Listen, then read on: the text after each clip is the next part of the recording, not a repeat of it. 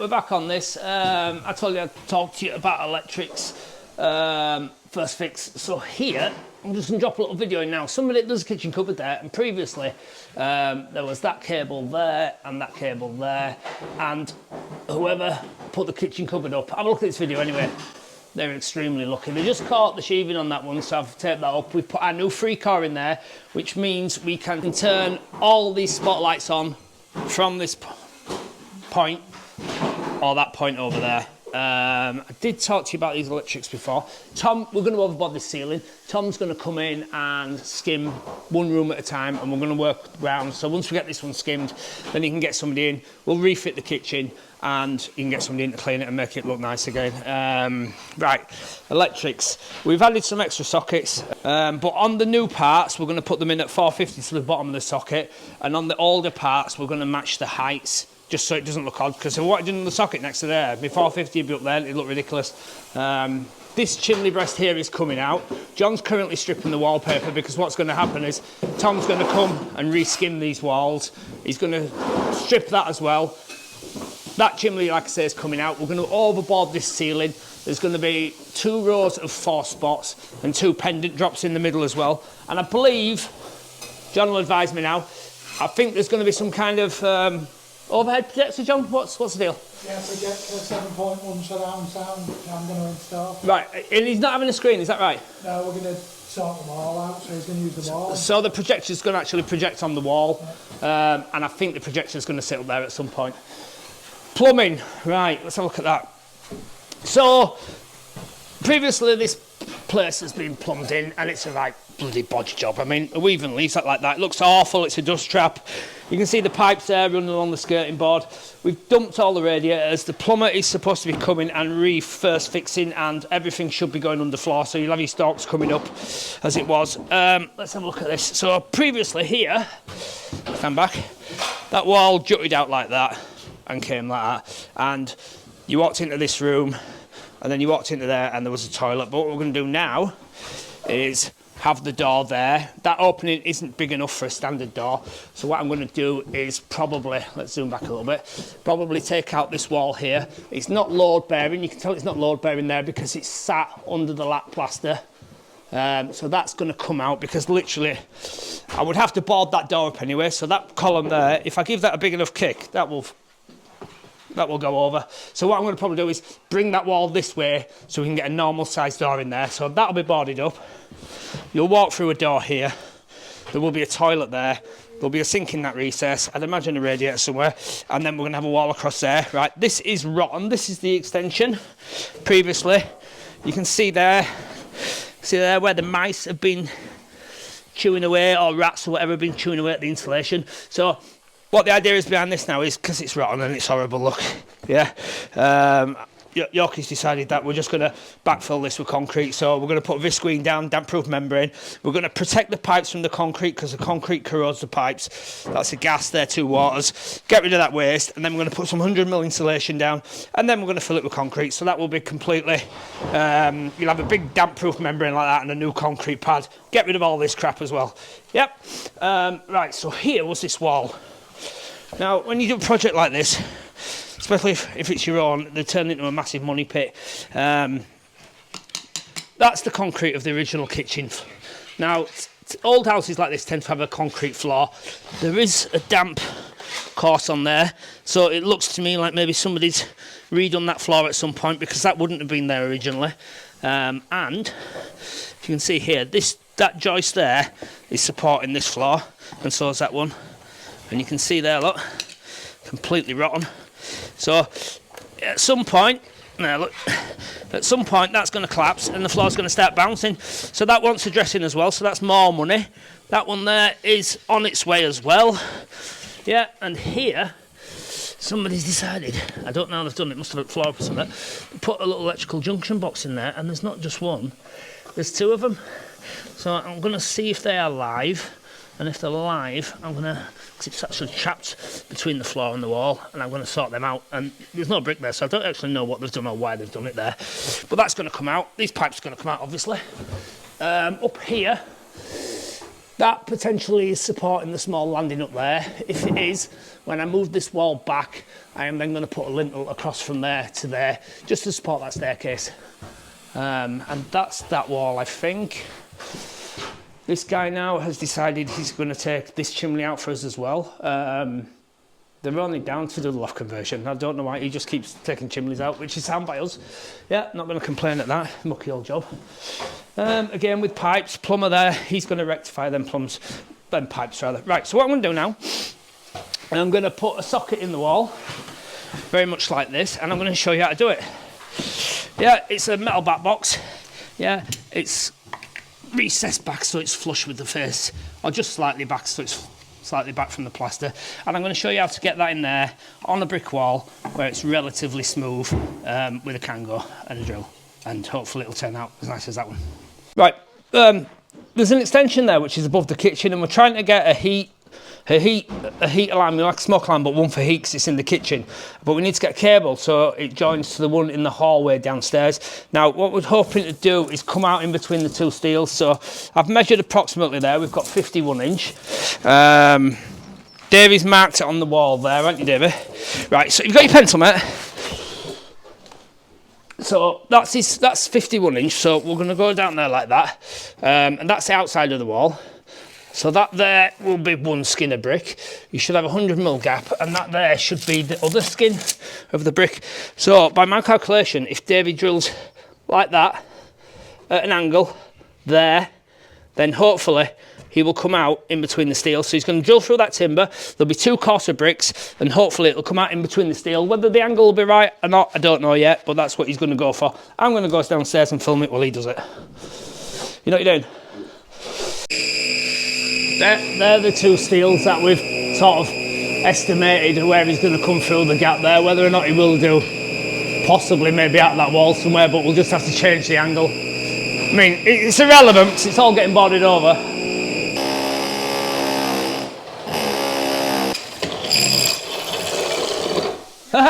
Whoa! John, come here.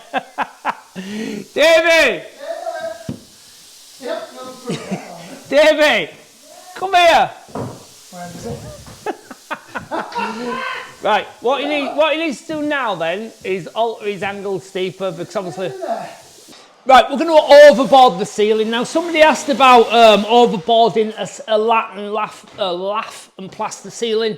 Now, obviously we punched a lot of holes in that ceiling so that we can get us lights and that we can feed some cables and stuff like that. And again with this one, we've just cut 2 strips down just for ease. But you can see now, this part of the extension, the joists are running from existing building to back of new extension. Same over there, but in the middle, bizarrely, they've gone long lengthways, and I've no idea why, which has kind of balls up our plastering, really. You can see that crack there on the old ceiling, yeah, because it's a continuous board and it's grease. I mean, look, the grease on that ceiling, man, these people have all lived there a bit of time. Dirty tramps. Right. So what I've done, I want our board to fly past there, and because we're going to board that way, so it's great going that way, yeah, as we normally would, but over there we're not going to have that luxury. So what I've got is these metal strips. I can't for the life of me think what they're called now. They're from CCF, and I think they're for metal walling, basically, for making it rigid and stuff. So what you can do with them is just drop them up there like that. Can you see the timber there, Davey? There, look, yeah.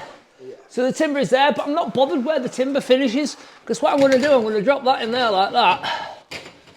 And then I'll send some screws up through, hopefully. And then when I put the new board up, that will then... See that, how that's pulled up there, Davey, yeah? You see that? Yeah. And then I'll also screw into the timber as well, so I'm going to stitch that along there, and then when I put my new board on there, I'll stitch that to that, which will make that joint solid.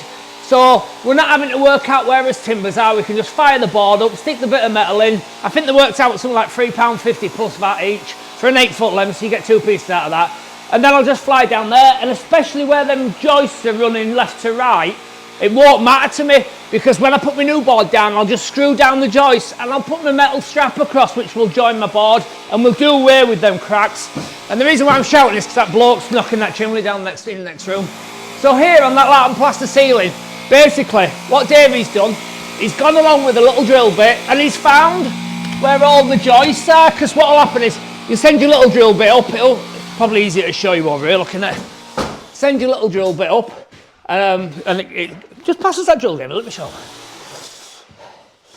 So if you're looking for your joists and you're overboard and you're not bothered about these holes, so watch out. See, that's just flown up. Right, it's hit resistance there. Resistance. So I know there, I'm not going to draw on that ceiling. I know there is roughly the centre of my timber, which I've marked there. And then we know where the timbers are. So on the slat and plaster ceiling, that's exactly what Davey's done. He's found the centre of the timber and he's pinged lines like that. So when we come to put these boards up, we're just going to stick full boards up and we're going to use the metal straps to join the boards. So you're not having to work out where your timbers are. It's a lot easier, especially on the lat and plaster ceilings, because I know somebody did ask that. So we're going to board straight down there. We're going to pop this row of lights out, make sure we're in the right place. Then we're going to jump across there and just keep boarding it like that, and we will do away with them kind of cracks, which you obviously don't want. You can see it's happened there behind you as well, Davey, hasn't it? Yeah, so whoever's boarded this ceiling hasn't staggered their joints. They just boarded it straight across, And one more thing to tell you. This is, it's a flat roof up there. And it's supposed to be vented because the insulation is low like that. But there is no vent up there at all. There's no draft whatsoever. So according to Steve the roofer, that roof will eventually rot. But you can't see over there. What's going to happen is going to be a 3-metre extension out there and a pitched roof going up like that. So that roof then will be done away with because there will be a pitched roof above there. And all them little black dots, can you see them there, David? Little black dots, mouse crap. So there's obviously mice in there at some point as well. So I'll probably put some bait down to kill them or something like that. Right, so that's it. We're going to stitch them ceilings in like that and go across there and there'll be no more cracks. So you can see the metal there is coming to its own. There's a timber there and we've not found these timbers yet. We'll find them in a minute. Let's have a look. It's about there. Let's have a look. Yeah. So there's a timber there and a timber there, but of course we haven't got one there, so we've stuck that metal in. And when we screw there and strap it to that there, that'll be absolutely solid. And it gets rid of this problem and it comes into its own when it hits the lat ceiling. So it'll be brilliant in there. And I just want to tell you because I thought it is such a time saver. And there's no waste on plasterboards either. I thought I'd tell you how much they are. £3.48 each, and we got them from CCF, and they're called Trade Line Bracing Strap. 2.4 by 70mm by 0.6mm. So the difference with these videos is now is you want to ask a question about pricing, I'm more than happy to tell you about it, whereas I wouldn't before when we were doing garden rooms. But if you watch that, look, see how that's pulled up there, that's lovely. So when that board joint's set, it'll tighten it up lovely. And you can see John's gone down, popped out the lights there for 2 pendants, there for spotlights, all independent obviously. And we'll do the same there. Just get all this boarded off, get rid of that. There's that, what was it, David? Smoke alarm, heat alarm actually it is. And obviously they're running down in that zone. So that's it basically for the ceiling, but you'll really see this come into play when we do one of the lat ceilings. We can literally just put the boards up full anywhere, as long as you ain't got any crap. Have a look at this, David. The likes of this will all have to be removed though, because you see like that, you don't want to put it up and then you've got lumps in your ceiling, do you know what I mean? But you can see the old ceiling there. Can you see how it goes up and down, David, there, look? Can you see that on camera? Yeah, he's opted for an over skim rather than an overboard of these walls, so Tom will skim all them as well. I'll show you a socket coming out tomorrow possibly. I haven't got time today now. It's the 20th of March. If you haven't got a ticket for this yet, you might want to get one because something might potentially be going to happen very soon. There's a massive DeWalt bundle. There's everything there. We've got track saws, we've got circular saws, we've got trimmers. Where are you? There you are. We've got hammer drills, we've got bloody, what's it called? We've got a grinder, we've got multi-tool, we've got everything, loads of lasers, loads of power, loads of batteries, nose and nail guns, everything you would possibly need. We've also got a cash raffle, potentially could be huge, and I've got a free raffle as well. And these kits are about to drop, and because it's Easter and you know what happened to the range, I give it a little bump. It's fully repaired now, it's getting balloted next week, and it will be on the raffle soon because I simply cannot afford to keep it. All fixed back to its former glory. New trim, sprayed, new trim, new bull bar. I am £850 down, but it will at least teach me to pull down the security bollard. That was the problem.